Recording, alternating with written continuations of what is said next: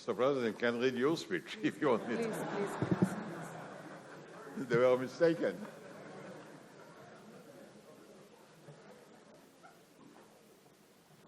President Barack Obama, my dear friend, let me say first of all, bravo. Bravo for today.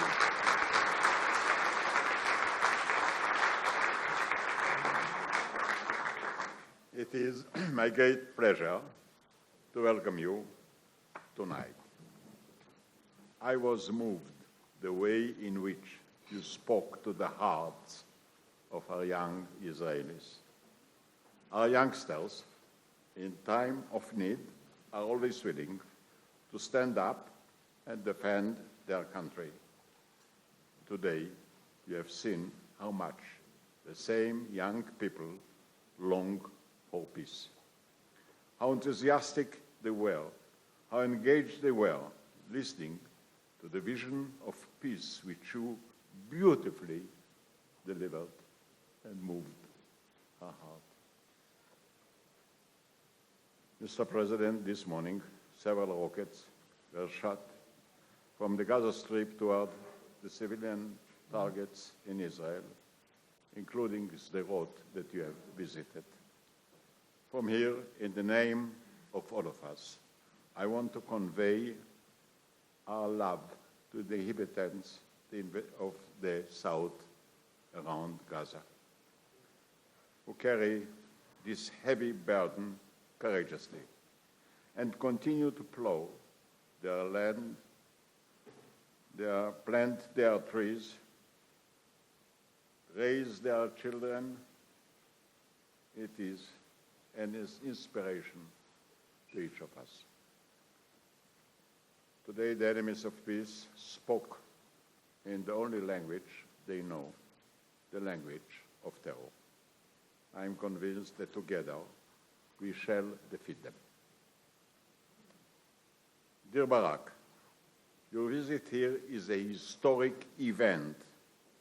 We are so happy to receive you and your distinguished delegation. I'm very glad to see Secretary John Kerry. A reassured friend, John, I know you are, and I know you will be successful. I'm not sure that the prophets have had speechwriters. But if they had, I imagine Isaiah would have said what actually he has said, and in that occasion, and I'm quoting him, "How beautiful on the mountains are the feet of those who bring good news, who proclaim peace, who bring good tidings, who proclaim salvation." Well, you have to be satisfied with my diet language. I cannot speak like him. It is my privilege to present you with our country's highest honor, the Medal of Distinction. This award speaks to you, to your tireless work to make Israel strong, to make peace possible. Your presidency has given the closest ties between Israel and the United States a new height, a sense of intimacy, a vision for the future. The people of Israel are particularly moved by your unforgettable contribution to their security. You're defending our skies, to your liberation in the domain of intelligence, which is the right way to preempt bloodshed. The diplomatic and the military bonds between us have reached an unprecedented level. When I visit you in Washington, I thought in my heart, America is so great and we are so small. I learned that you don't measure us by size, but by values. Thank you. When it comes to values, we are you and you are us. On occasions, when we were alone, you stood with us. So we were not alone. We were alone together. We shall never forget it. During your previous visit to Israel, you asked me if I had any advice to offer. Well, it's not my nature not to let questions go unanswered. So I suggested that while people say that the future belongs to the young, it is the present that really belongs to the young. Leave the future to me, I have time.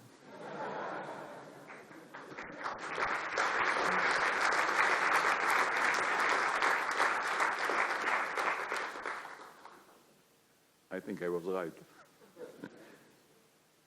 Because the moment you came into office, you immediately had to face daunting and demanding challenges, day in, day out. I prayed that you would meet them with wisdom and determination, without losing hope, without allowing others to lose hope. You know, the prayers were answered after all they came from Jerusalem, and they came to us as a great message. It is a tribute to your leadership, to the strength of your character, to your principles, that you have never surrendered to hopelessness. You stood and stand firmly by your vision. Your values serve your nation. They serve our nation as well. So I know that you will never stop to strive for a better world, as you say today in a good Hebrew, Tikkun Olam. We have a rich heritage and a great dream. As I look back, I feel that the Israel of today has exceeded the vision we have had 65 years ago. Reality has surpassed the dreams. The United States of America helped us to make this possible. Still, the path to tomorrow may be fraught with obstacles. I believe that we can overcome them by our determination and by your commitment.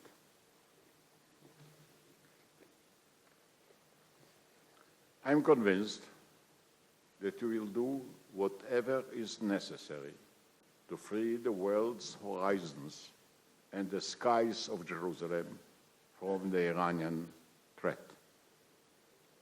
Iran denies the Shoah and calls for a new one. Iran is building a nuclear bomb and denies it.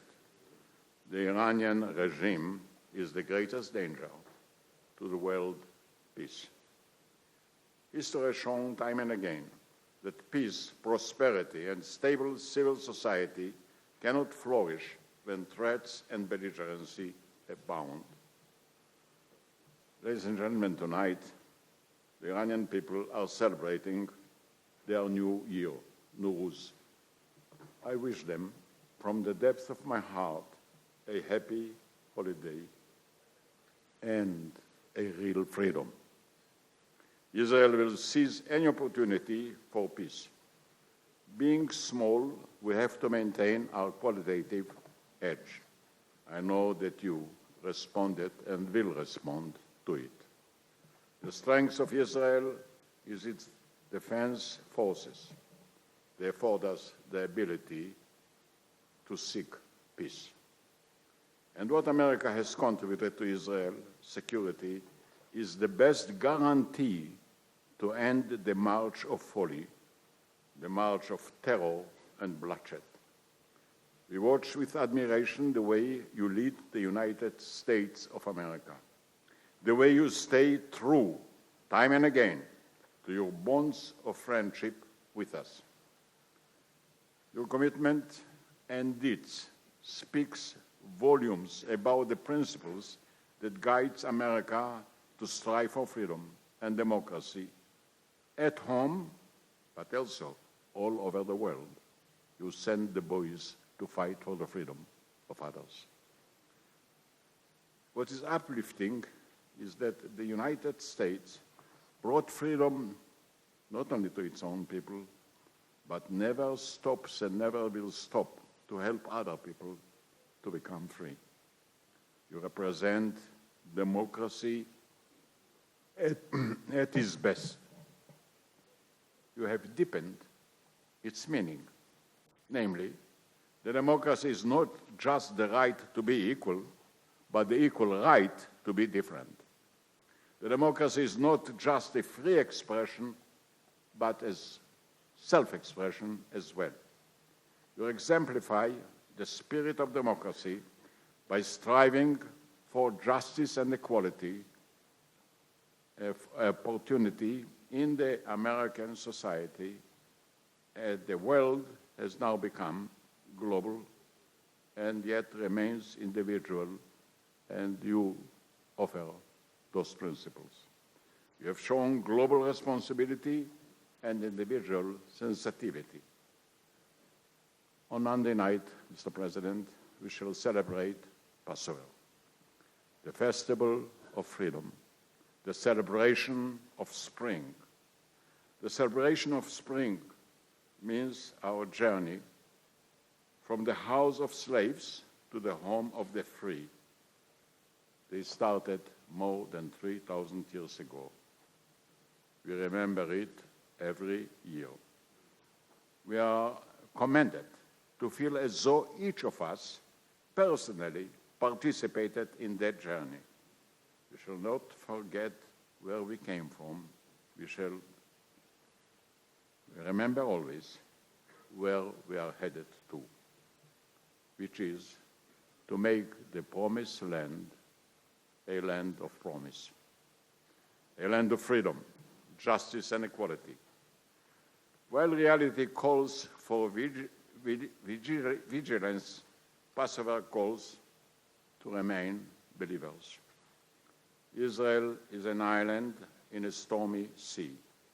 We have to make our island safe, and we wish that the sea will become tranquil. We converted our desert into a garden. It was achieved by the talents of our people and the potential of science. What we have done, Mr. President, can be done all over the Middle East, as you have rightly said tonight. Israel is described as a startup nation. The Middle East can become a startup region. Dear President, you noted in your address today that peace is the greatest hope for the human being. I share your vision. Your call to reopen the peace process may pave the way for the implementation of the two-state solution agreed by all of us. As you said, a Jewish state, Israel, an Arab state, Palestine. If I'm not wrong, next to you sits our Prime Minister. He was just re-elected. He opened his address in the Knesset by reiterating his commitment to the two-state solution. Dear friends, I have seen in my life I earned the right to believe that peace is attainable. As you felt today, I know this is the deep conviction of our people. With our resolve and your support, dear Barack Obama, we shall win, and it will happen. Mr. President, I'm privileged to bestow upon you the Medal of Distinction. It was recommended by a committee of 7 prominent Israeli citizens, headed by our former Chief of Justice, Meir Shamgar, and includes our former President, Yitzhak Navon. It was my view, and I was glad to accept their recommendation. You inspired the world with your leadership. Toda Rabba, Mr. President. Toda from a grateful nation to a very great leader. God bless America. God bless Israel.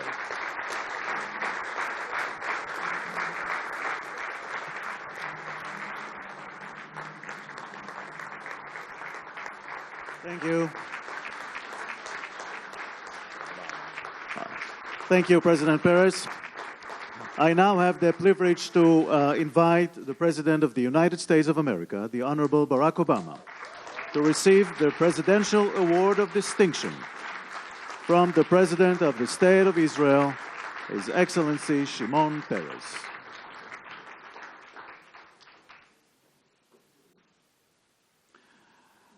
And now we will begin the conferment ceremony of the Presidential Award of Distinction. Please be seated. President Obama has been nominated for this award for the following reasons. Barack Obama serves as the 44th President of the United States of America. He was elected to his first term in 2008, capturing the world attention and the heart of the American people. In 2012, he was elected to a second term. Barack Obama's presidency has been distinguished by his deep belief and ongoing fight for equality in the United States of America and for the promotion of democratic values, human rights, solidarity, and peace across the world. In 2009, he was awarded the Nobel Prize for his special contribution and efforts to strengthen international diplomacy and cooperation between peoples. Through his personal story and agenda as President of the United States, Barack Obama serves as a beacon of democratic values and exemplifies the spirit of equal opportunity in America, inspiring people all over the world. During his tenure, President Obama has made a unique and significant contribution to the security of the State of Israel, both through further strengthening the strategic cooperation between the countries and the joint development of technology to defend civilian populations against missiles and terrorism. The Iron Dome system is a prominent example of this cooperation, saving lives of many and ensuring the safety of citizens all over Israel. For these reasons, Shimon Peres, President of the State of Israel, will confer upon Barack Obama, President of the United States of America, the highest civilian award of the State of Israel, the Presidential Medal of Distinction.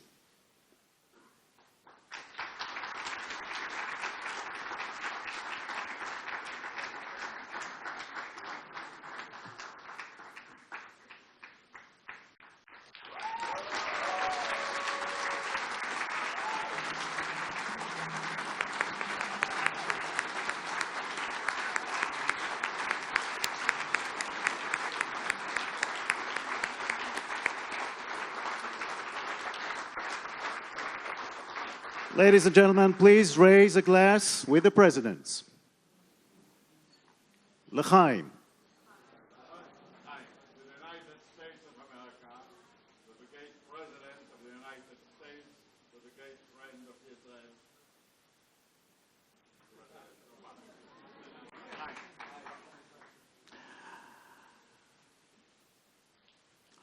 Thank you, President Peres. You may now go back to your seat.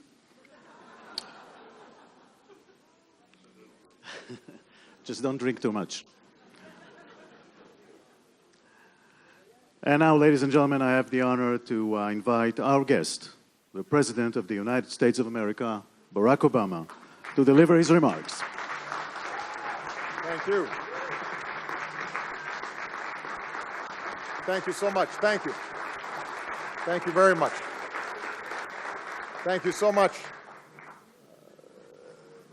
President Peres, Prime Minister Netanyahu and First Lady Sarah, distinguished guests and friends, this is an extraordinary honor for me, and I could not be more deeply moved. And I have to say, after the incredible welcome I've received over the past 2 days and the warmth of the Israeli people, the tribute from President Peres, the honor of this medal, I mean, as you say, Dayenu.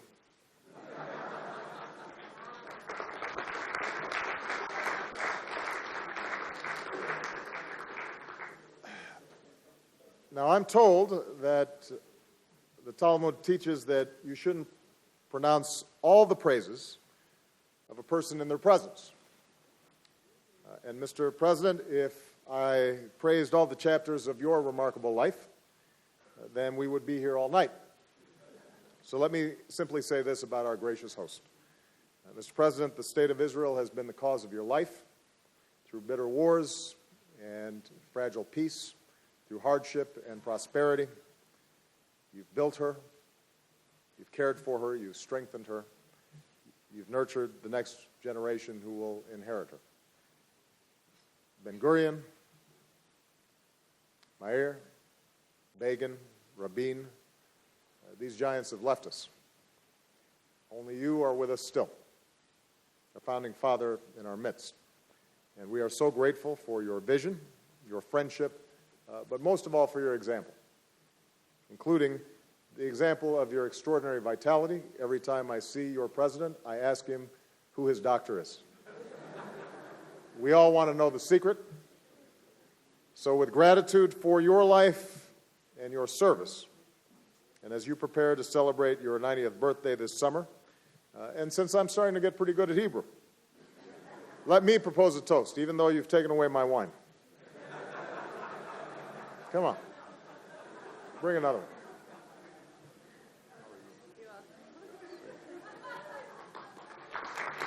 So, a toast, Ad Mea Ve'eshri. L'chaim.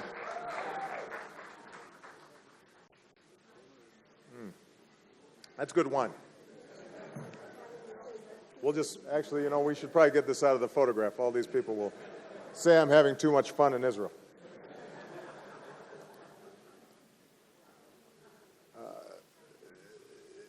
Just a few more words, Mr. President. You mentioned that this medal is presented in recognition of progress towards the ideals of equality and opportunity and justice. But I am mindful that I stand here tonight because of so many others, including the example and the sacrifices of the Jewish people. In a few days, as we do at every Seder, we'll break and hide a piece of matzah. It's a great way to entertain the kids. Malia and Sasha, even though they're getting older, they still enjoy it. And there are a lot of good places to hide it in the White House.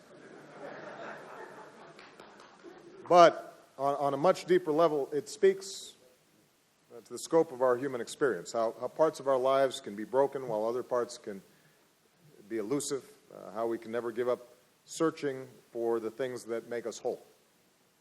And few know this better than the Jewish people. After slavery and decades in the wilderness and with Moses gone, the future of the Israelites was in doubt. But with Joshua as their guide, they pushed on to victory. After the first temple was destroyed, it seemed Jerusalem was lost. But with courage and resolve, the second temple reestablished the Jewish presence. After centuries of persecution and pogroms, the Shoah aimed to eliminate the entire Jewish people. But the gates of the camps flew open. There emerged the ultimate rebuke to hate and to ignorance. Survivors would live and love again. When the moment of Israel's independence was met by aggression on all sides, it was unclear whether this nation would survive. But with heroism and sacrifice, the state of Israel not only endured, but thrived. And during 6 days in June and Yom Kippur 1 October, it seemed as though all you had built might be lost, but when the guns fell silent, it was clear the nation of Israel lives. As I said in my speech earlier today, this story, from slavery to salvation, of overcoming even the most overwhelming odds, is a message that's inspired the world. And that includes Jewish Americans, but also African Americans, who have so often had to deal with their own challenges, but with whom you have stood shoulder to shoulder. African Americans and Jewish Americans marched together at Selma and Montgomery, with rabbis carrying the Torah as they walked. They boarded buses for freedom rides together. They bled together. They gave their lives together. Jewish Americans like Andrew Goldman and Michael Schwerner, alongside African American James Chaney.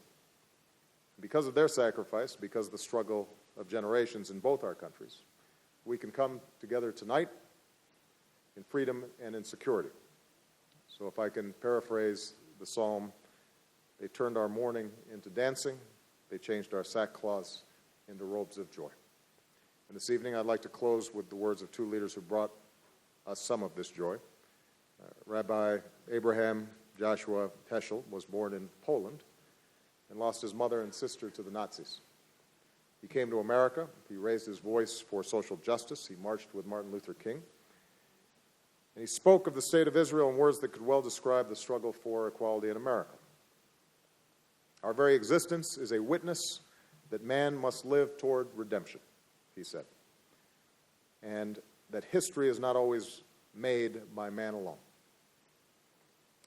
Rabbi Joachim Prinz was born in Germany, expelled by the Nazis, and found refuge in America. And he built support for the new state of Israel.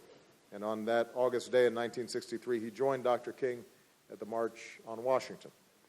And this is what Rabbi Prinz said to the crowd. In the realm of the Spirit, our fathers taught us thousands of years ago that when God created man, he created him as everybody's neighbor. Neighbor is not a geographic concept. It is a moral concept. It means our collective responsibility for the preservation of man's dignity and integrity.